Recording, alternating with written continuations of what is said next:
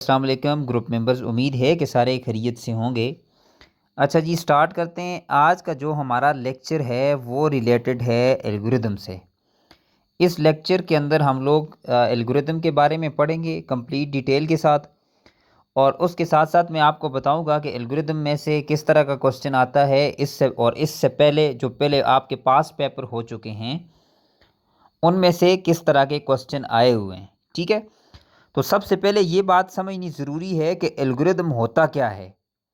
तो basically algorithm किसी भी प्रॉब्लम को, ठीक है, किसी भी प्रॉब्लम को जब आप स्टेप बाय स्टेप सॉल्व करते हैं तो उसको हम लोग एल्गोरिदम बोलते हैं, उसको हम लोग एल्गोरिदम बोलते हैं। ठीक है, अब लेट्स सपोज मैं आपको एक छोटी सी एग्जांपल से समझाता हूँ कि फॉर एग्जांपल आपका प्रॉब्लम क्या है। आपका प्रॉब्लम ये है कि आपने टी बनानी है।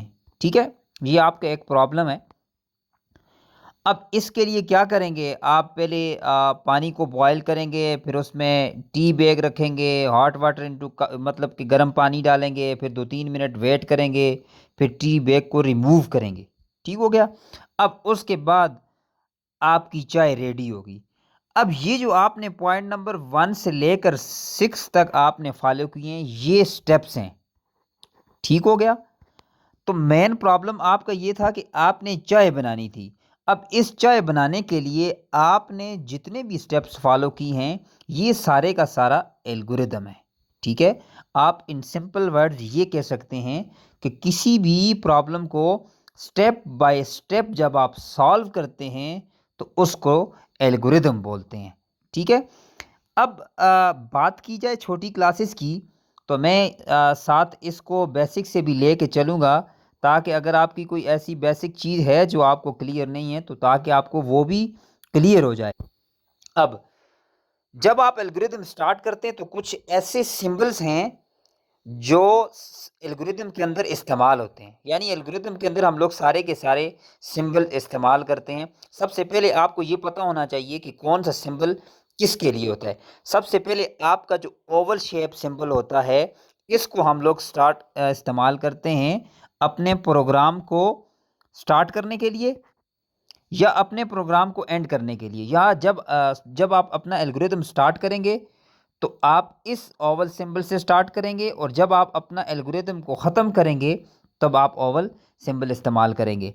उसके बाद दूसरी चीज़ आपके पास एरो आती है। तो एरो आपके पास होते हैं कनेक्टर्स, जो दो एंटिटी के दरमियान रिलेशन को बताते हैं, और उसके बाद आपको ये भी बताते हैं कि आपका जो एल्गोरिदम है ये कौन सी डायरेक्शन में मूव कर रहा है। ठीक हो गया। उसके बाद जो आपके पास पैरेललोग्राम का सिंबल है, इसको हम लोग इस्तेमाल करते हैं इनपुट आउटपुट के लिए। आपका जो रेक्टेंगुलर सिंबल होता है उसको हम प्रोसेस के लिए इस्तेमाल करते हैं, और ये जो आपका डायमंड सिंबल है इसको हम लोग इस्तेमाल करते हैं डिसीजन के लिए। ठीक है, एल्गोरिदम के अंदर ये जब भी एल्गोरिदम आएगा उसके अंदर ये चीज़ें इस्तेमाल होंगी, और इनके जो मीनिंग हैं वो जिस तरह का भी एल्गोरिदम होगा वो सेम होगा। ठीक है, अब याद रहे कि इनमें से भी कोई भी क्वेश्चन आ सकता है। आपसे ओवल का पूछ सकते हैं, डायमंड का पूछ सकते हैं, रेक्टेंगल का पूछ सकते हैं कि इन शेप्स को हम किसके लिए इस्तेमाल करते हैं। तो ये एल्गोरिदम का बेसिक कंसेप्ट है जो इस्तेमाल होता है, और ये बेसिक एल्गोरिदम के सिंबल। अब मैंने आपको एग्जांपल से समझा दिया कि एल्गोरिदम होता क्या है। ठीक है, और उसके साथ साथ आपको जनरल एग्जांपल दे दी। अब आपने, जाहिर सी बात है, आपने कंप्यूटर के अंदर तो चाय तो नहीं बनानी। ठीक है, तो ये आपको जस्ट समझाने के लिए था। ठीक है, अब कंप्यूटर के अंदर आपको जिस जिस प्रोग्राम के लिए, या अगर आपके आपके पास कोई प्रॉब्लम है उसको कंप्यूटर लैंग्वेज में सॉल्व करने के लिए, जाहिर सी बात है कि आप कुछ ना कुछ स्टेप्स ऑफ कंस्ट्रक्शंस बनाएंगे। उसके लिए आपको एल्गोरिदम बनाना पड़ेगा। ठीक है, तो उसके का जो जो कंसेप्ट है वो हमेशा एल्गोरिदम का सेम रहेगा। ठीक है, अब बेसिक चीज़, एक बेसिक पॉइंट आपके पास यहाँ से ये आ गया कि जो स्टेप बाय स्टेप प्रोसीजर होता है किसी भी प्रॉब्लम को सॉल्व करने का, उसे हम लोग एल्गोरिदम कहते हैं। ठीक है, नेक्स्ट पॉइंट पे चलते हैं। बात करता है कि एल्गोरिदम इम्पॉर्टेंट क्यों होता है। ठीक है, तो सबसे पहली जो इसकी बात है वो ये है कि आपका एल्गोरिदम का जो मेन पॉइंट है वो एफिशिएंसी है। ठीक है, कि आपके पास ताकि बहुत कम टाइम पे और लिमिटेड रिसोर्सेज को इस्तेमाल करते हुए आप अपने प्रॉब्लम को सॉल्व कर लें। दूसरी चीज़ आपके पास आती है ऑटोमेशन आती है। तो एल्गोरिदम आपको हेल्प करता है किसी भी टास्क को ऑटोमेटिकली परफॉर्म करने में। ठीक हो गया। और जो आपके पास थर्ड पॉइंट में ये है कि they are fundamental of all of the programming task, कि ये बेसिक फंडामेंटल है जितने भी प्रोग्रामिंग के अंदर आपके पास प्रॉब्लम आते हैं या आप उसका सोल्यूशन निकालते हैं या आप उसको उसके सोल्यूशन को फाइंड बनाने की कोशिश करते हैं किसी भी प्रोग्रामिंग लैंग्वेज के अंदर। ठीक है, ये चीज़ आ गई। अब उसके बाद बात करते हैं टाइप ऑफ एल्गोरिदम की। ठीक हो गया। आपके पास जो मेन बेसिक टाइप्स होती हैं वो आपके पास 5 हैं एल्गोरिदम की। ठीक है, याद रहे कि पेपर में ये भी क्वेश्चन आ सकता है कि how many types of algorithm. ठीक है, इससे भी क्वेश्चन हो सकते हैं। ठीक है, अब सबसे पहली जो आपके पास टाइप है वो सर्च एल्गोरिदम है। ठीक है, अब सर्च एल्गोरिदम में क्या करता है, तो नाम से ही जाहिर है कि ये किसी चीज़ को फाइंड कर रहा होगा। तो इसकी मज़ीद 2 टाइप्स हैं आपके पास, एक लीनियर सर्च है और दूसरा बाइनरी सर्च है। लीनियर सर्च में ये होता है कि वो 1 बाय 1 चेक करता है, और जो बाइनरी सर्च होता है ये आपके पास फास्टर मेथड होता है किसी भी चीज़ को सर्च करने का। अब क्या कहता है, a faster method for sorting the data bye rapidly dividing the search space in half. ठीक है, यानी इसको पोर्शन में डिवाइड करके तो सर्च करता है, इससे आपका टाइम बचता है और क्विकली आपको इसका रिजल्ट मिल जाता है।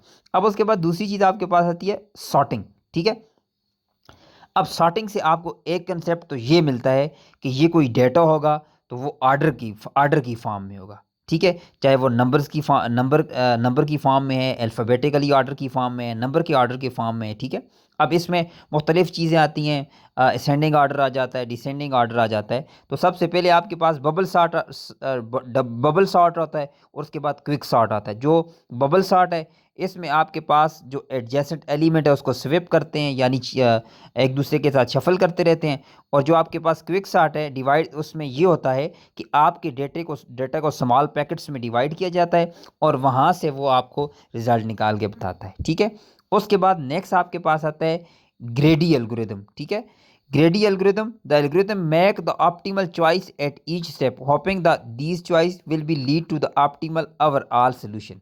ठीक है, अब ये जो ग्रेडी एल्गोरिदम होता है इसमें ये होता है कि ये हॉपिंग की बेस पे, ठीक है, अपने मतलब कि जैसे आप यूं भी इसे कह सकते हैं कि अपने एआई की बेस पे, ठीक है, जो उसका पॉसिबल सोल्यूशन होता है या जो हॉपिंग सोल्यूशन होता है या जो हॉपिंग चॉइस होती है वो आपको ग्रेडी एल्गोरिदम बताता है। ठीक है, उसके बाद नेक्स्ट आपके पास डायनेमिक आता है।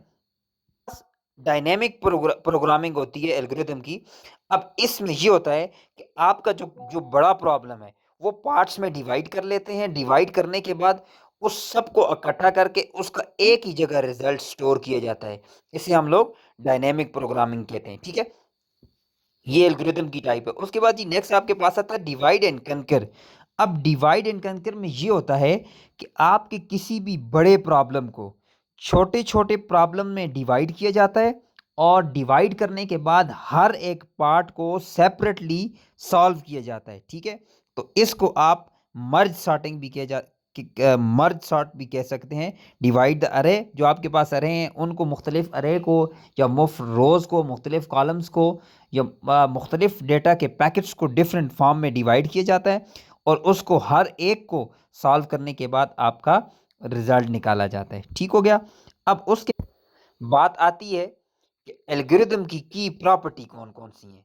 तो सबसे पहली प्रॉपर्टी आपके पास करेक्टनेस है। The algorithm must solve the problem has expected.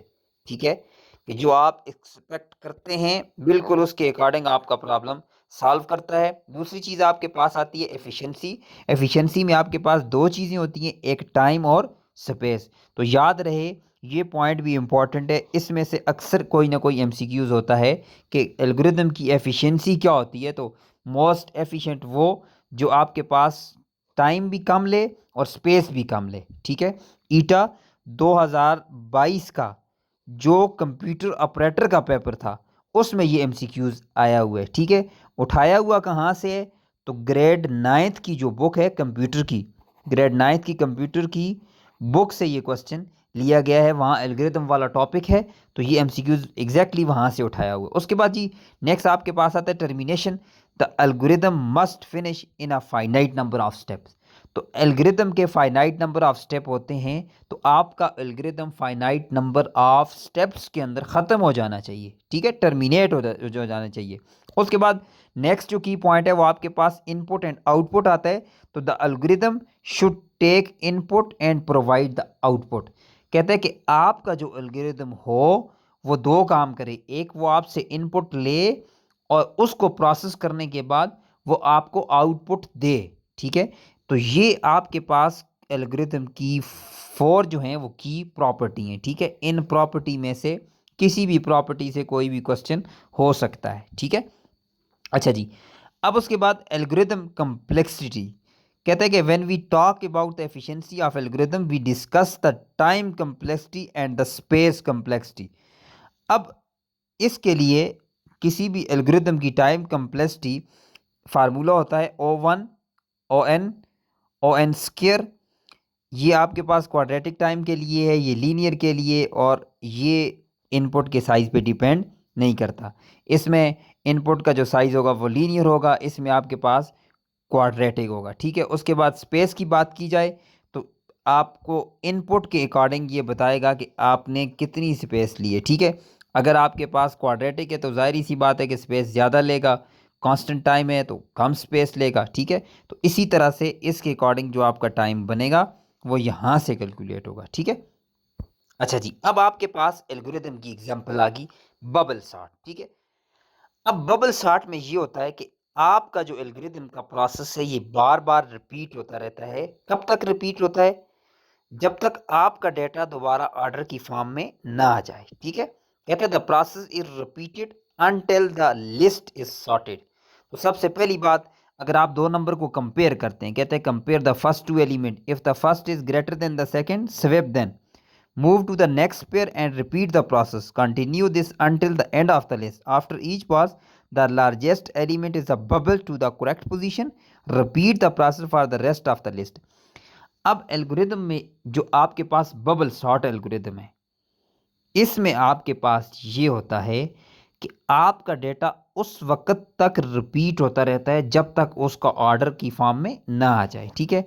अगर आप इसको अल्फ़ाबेटिकली ऑर्डर की फॉर्म में या लेस से ग्रेटर की बात कर रहे हैं या ग्रेटर से लेस की बात कर रहे हैं, तो ये उस वक्त तक आपका जो डेटा है वो शफल होता रहेगा जब तक आपकी जो तरतीब है नंबर्स की या जो नंबर्स का ऑर्डर है वो सेम नहीं हो जाता, ठीक है। ये आपके पास बबल सॉर्ट है एल्गोरिदम की एग्जांपल का। अब उसके बाद दूसरी चीज़ आपके पास बाइनरी सर्च आती है। तो बाइनरी सर्च आपके पास फास्टर वे होता है सर्च करने का, ठीक है। अगर आपका डेटा सॉर्टेड है तो उसमें जो अगर फास्टर वे है कोई किसी भी नंबर को सर्च करने का तो वो आपके पास बाइनरी सर्च है। तो इसमें से भी आपके पास एमसीक्यूज हो सकता है, यूँ पूछ सकता है कि in uh what is the fastest algorithm, ठीक है। तो fastest algorithm to search any number, to search any alphabet, to search any value, तो वो आपके पास बाइनरी सर्च है, ठीक है। अब उसके बाद कुछ मेजर एमसीक्यूज़ जो मैंने इन टॉपिक्स के रिलेटेड से निकाले हैं, ठीक है, वो भी आपके साथ शेयर कर रहा हूँ। सबसे पहली बात कि एल्गोरिदम क्या होता है, तो sequence of step to solve the problem, ठीक है। किसी भी प्रॉब्लम को सॉल्व करने के लिए जो आप स्टेप्स को फॉलो करते हो वो आपके पास क्या है, एल्गोरिदम है। कहते हैं कि what is the time complexity of the linear search algorithm. अब लीनियर में क्या होता है, अभी हमने पढ़ा है लीनियर में हाईएस्ट पावर क्या होगी, यानी कि वन होगी, ठीक है। तो ये आपके पास लीनियर है। इसी तरह से क्वाड्रेटिक अगर पूछेगा तो आप ये लिखेंगे, ठीक है। ये इंपॉर्टेंट एमसीक्यूज हैं, इनको आपने मस्ट रिव्यू करना है, ठीक है। उसके बाद जी कहते हैं कि विच of the following is divide and conquer algorithm. तो ये आपके पास मर्ज सॉर्ट है, ठीक है, जिसमें आपका डेटा डिवाइड होता है। What is the best case time complexity for the bubble sort. तो बबल सॉर्ट के लिए जो बेस्ट आपके पास है वो आपके पास ओ एन की पावर 1 है, ठीक है, यानी लीनियर है, ठीक है, बबल सॉर्ट के लिए। उसके बाद जी कहते हैं कि which algorithm always make the optimal choice at each step in the hope and it will be lead to the global optimum solution. तो ये आपने ग्रीडी एल्गोरिथम में पढ़ा था कि वहाँ से वो हॉपिंग वैल्यू निकालता है ग्रीडी एल्गोरिथम से। उसके बाद जी नेक्स्ट कहते हैं what is the main disadvantages of bubble sort. तो बबल सार्ट का डिसएडवांटेजेस क्या है, तो उसका डिसएडवांटेजेस ये है कि ये इस पे टाइम ज़्यादा लेता है, ठीक है। उसके बाद बाइनरी सर्च में the input list must be, जब आप बाइनरी सर्च करेंगे तो आपकी लिस्ट क्या होनी चाहिए, सॉर्टेड फॉर्म में होनी चाहिए, देन वो आपके डेटा को फास्टली फाइंड आउट करेगा। उसके बाद जी what does the O mean in the complexity, तो ऑर्डर ऑफ ग्रोथ, ये जो ओ है इसका मतलब होता है ऑर्डर ऑफ ग्रोथ, ठीक है। उसके बाद जी which of the following is example of dynamic programming, तो फाइबोनिक सीक्वेंस है, ठीक है। उसके बाद कहते हैं कि विच of the following algorithm is the most efficient for searching in the large sorted अरे। तो लार्ज सॉर्टेड अरे की बात ऊपर की थी कि जो सबसे फास्टेस्ट वे है वो आपके पास बाइनरी सर्च होता है, जब डेटा आपके पास सॉर्टेड फॉर्म में होगा, ठीक है।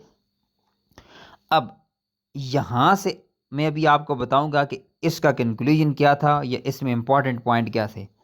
सबसे पहली इंपॉर्टेंट चीज़ जो आपको मैंने बताई थी वो थे सिंबल, ठीक है, एल्गोरिदम के, जिसमें आपको मैंने बताया था ओवल शेप थी, ओवल के बाद आपके पास पैरेललोग्राम की शेप थी, रेक्टेंगल की शेप थी, ठीक है, और डायमंड सिंबल था, ठीक है। तो इनमें से किसी भी, और एरो था, तो किसी भी शेप का पूछ सकते हैं कि एल्गोरिदम में हम लोग इसको किसके लिए इस्तेमाल करते हैं, ठीक हो गया। उसके बाद जो बेसिक एल्गोरिदम की टाइप थी वो आपको मैंने बता दी कि 5 थी, ठीक है। फिर उसके बाद जो इम्पॉर्टेंट चीज़ थी वो बाइनरी सर्च थी कि डेटा जब आपके पास सॉर्टेड फॉर्म में होगा तो फास्टेस्ट वे है किसी भी डेटा को सर्च करने के लिए वो आपके पास बाइनरी सर्च है, ठीक है। ये सारे का सारा एल्गोरिदम का टॉपिक था, ठीक है। और मोस्ट एफिशिएंट जो आपके पास एल्गोरिदम होता है वो किस बेस पे होता है, तो वो टाइम और स्पेस की बेस पे होता है, ठीक है। आपके साथ मैंने इम्पॉर्टेंट जितने भी एमसीक्यूज़ हैं या एल्गोरिदम से रिलेटेड जितनी भी इम्पॉर्टेंट चीज़ें हैं वो सारी की सारी इस लेक्चर के अंदर डिस्कस की हैं, ठीक है। अगर आप पास पेपर उठा के देखेंगे तो आपको यही सारी की सारी चीज़ें उन पेपर्स में मिलेंगी, ठीक है। ये जो आपको मैं लेक्चर दूंगा या जो लेक्चर के नोट्स होंगे ये वे सारे के सारे रिलेटेड होंगे पास पेपर से भी, ठीक है, पास पेपर से, आपकी जो कोर्स की बुक्स होती हैं उससे, ठीक है। और वो चीज़ें वहाँ से मैं निकाल के इस लेक्चर के अंदर ऐड करूँगा जो जो आपके प्रीवियस पेपर में बार बार रिपीट हुई हैं, ठीक है।